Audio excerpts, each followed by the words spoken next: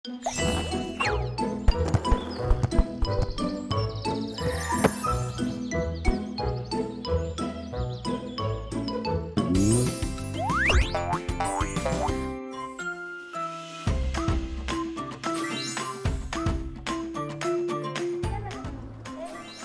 үе үндэсний төв Star телевизтэй хамтран бүтээж буй ухаан цонхор нэвтрүүлэг маань эхлээд бэлэн боллоо.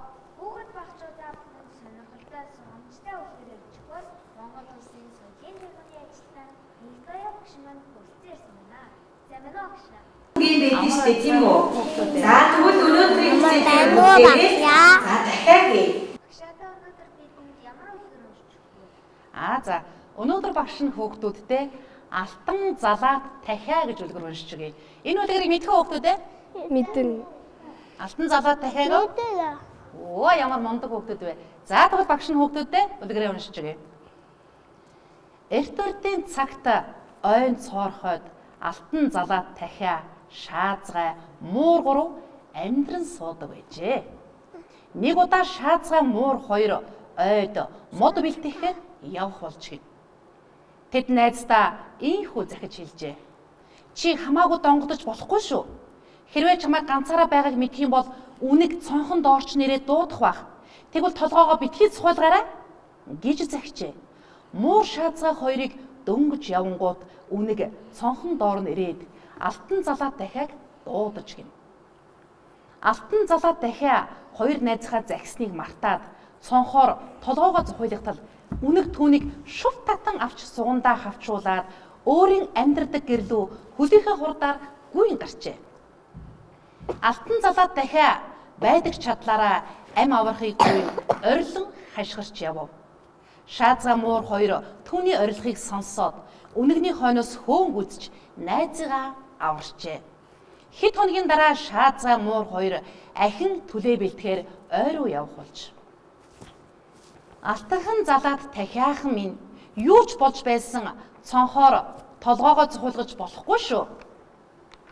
Өнөөдөр бид хол газар явах тул орилгыг чинь сонсохгүй байж мэднэ гэж сайн хэлж захиад явж гинэ. Тэднийг дөнгөж явмагц үнэг цонхныхон доор хурч ирээд инхри зөөлөн үгээр алтанхан залаат дахиахан минь би чамд маш амттай будаа авч ирлээ гэж хэлээд цонхных нь өмнө будаагаан асгаж гин. Алтан залаат дахиа хоёр найзынхаа захисныг мартан мөн л цонхоор толгоогоо зохиолгочгож. Үнэг урдын адил алтан залаат дахиаг угц татан аваад өөрийн гэрлүүгээ хурдлан давхиж гин.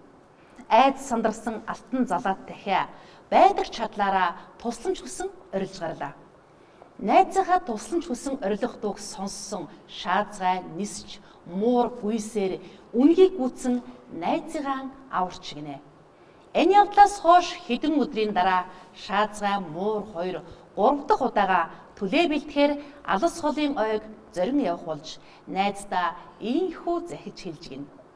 Алтанхан залаат дахиахан минь юу ч болж байсан цонхоор толгоогоо зохиолгож болохгүй шүү. Өнөөдөр бид хоёр бүр хол газар явах тул чиний орилгыг сонсохгүй гэж захиж хэлж гинэ. Үнэг тэднийг явсны дараа алтан залаат дахианы цонхон доор ирээд алтанхан залаат дахиахан минь чи ямар сайхан хоолойтой юм бэ гэж дуулж гарч гинэ. Төвчээргүй алтан залаат дахиа цонхоор цухын хардал үнэг түүнийг шүүрэн авч гүн харанхуйн ойн дунд байдаг гэрлүүгээ авч одож гинэ. Алтан залаат дахиа хичнээн орилж хашгирч явсан ч найз нар нь түүний дууг сонсооргүй алс хол явсан байжээ. Муур шаазгай хоёр ажлаа дуусгаад гэртээ иртэл алтан залаат дахиа гэртээ байсангүй гин. Найз нь үнэгний мөрийг мөшгсөөр гүн ойн дунд орших нөхөн гэрийнх нь гадаа ирж гинэ. Шаазгай муур хоёр хаалганых нь хажуу зогсоод ийхүү дуулж эхэлж гин. Алтанхан шаргал үстэй үнэг эгч минь та гэртээ байна уу гэж дуулахад хин ингэж уянгалаг сайхан хоолоогоор дуулдаг билээ гэж бодоод үнэг хэрэг дурлан хаалгаа онгойлгон шагайлж гин. Хоёр найз үнгийг модны тайрцаар цохиж унгаад алтан залаат дахиа найзыгаа аварч гинэ. Энэ цагаас хойш алтан залаат дахиа найз нарын үгнээс гарахаа байсан гинэ. За хүүхдүүдээ. Үлгэрээ ойлгосон уу? Ойлгосон. За үлгэрт маань юуны тухай гарч байна? Үгэнд орох. Найзынхаа үгэнд орохгүй байвал ямар аюулт учрах тухай гарч байна тийм үү хүүхдүүдээ? Тий. За та нар маань эмээ өвгийнхөө, ээж аавынхаа, багш нарынхаа үгэнд ордог уу? Ордог. Сайн хүүхд байна. Хэрвээ үгэнд орохгүй бол яах вэ? Алтан залуу дахиад шиг муу зүйл тохиолдно. Алтан залаад дахиад шиг үнэгэнд хулгайлагдах нь тийм үү? Тэгэхээр хүүхдүүдээ найзынхаа үгнээс гарч аав ээжийнхаа эмээ өвгийнхөө үгнээс зурж үгэнд нь орохгүй байж болохгүй байх нь тийм үү хүүхдүүдээ? Тий. За үлгэр домог маань хүүхэд багчуудын маань хүмүүжил, төлөвшөл, хүн хүнээ хайрлах, дээдлэх тухай сургамжтай сайхан өгүүлсэн байдаг лээ. Өнөөдөр бидэнд сургамжтай, сонирхолтой үлгэр ярьж өгсөн багштаа баярлалаа. Баярлалаа. Манай нэвтрүүлгийн дараагийн болон эхэлж байна.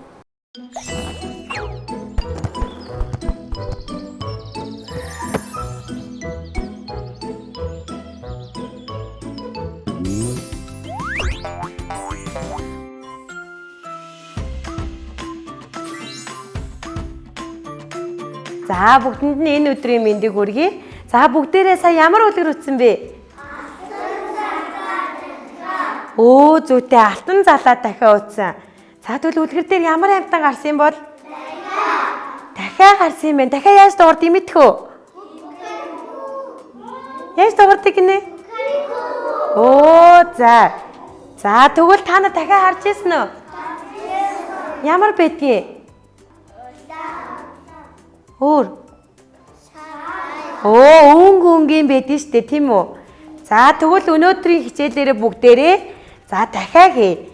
За багш нь хийсэн дахиагаа та нарт хариулъя. За энэ ямар дахиад вэ? За дахианы энэ юу вэ? Дахианы энэ дээдлийн улаан зүйлийн залаа гэдгийг штэ хүүхдүүдээ. Залаа. За энэ арын хэсэг нь юу юм бол? Сүүл нэ тийм ээ. Дахианы сүүл гоё өнгийн байдаг тийм үү? За тэгвэл энэ хоёр зүйл нь юу юм бол? Далавчин байна. За энэ юу вэ? Хушуун байна. За энэ хөөргөн байна уу? За бүгдээрээ яг ийм дахиад хийж чадах уу? За чадахгүй бол бүгдээрээ багшаагаа дагаад хий заяа. За хамгийн эхлээд бүгдээрэнд нь багш нь бичгийн цаас тарааж өгсөн байгаа. Бичгийн цаасаа. За бичгийн цаас аваад багшаагаа дагаад хийгээрэй бүгдээрээ. За яг зэрэгцээ дагаад хийгээ яваарай за.